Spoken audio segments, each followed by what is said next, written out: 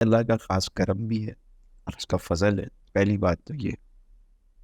دوسرا یہ کہ حضور علیہ السلام کی جو سیرہ مبارکہ ہے اس میں سے ہمیں یہ بھی ملتا ہے کہ آپ علیہ السلام نے پہلے تجارت فرمائی اور پھر اعلان نبوت کے بعد جو جی 23 سالہ جو حیات مبارکہ ہے اس میں ہم دیکھتے ہیں کہ تبلیغ ہے، صحیح دعوت ہے. صحیح.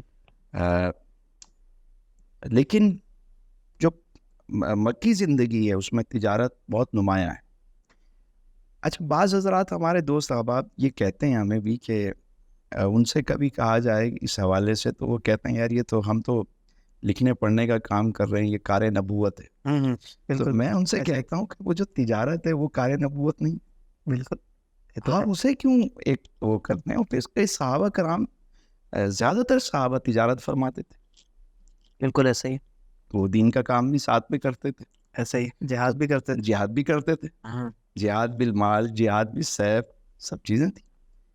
تو میں یہ سمجھتا ہوں کہ یہ اللہ کا فضل ہے کہ انسان کو اور تمام جتنے بزنس مین ہیں ان کے لیے بھی یہ میسیج ہے کہ زندگی میں آپ کے جو گولز ہیں، یعنی جتنے گولز آپ کے، وہ ایک وقت آتا ہے کہ وہ تمام گولز آپ نے اگر اچیو کر لیے تو اب زندگی میں اگر الٹیمیٹ کوئی گول نہیں ہے تو آپ کیا کریں؟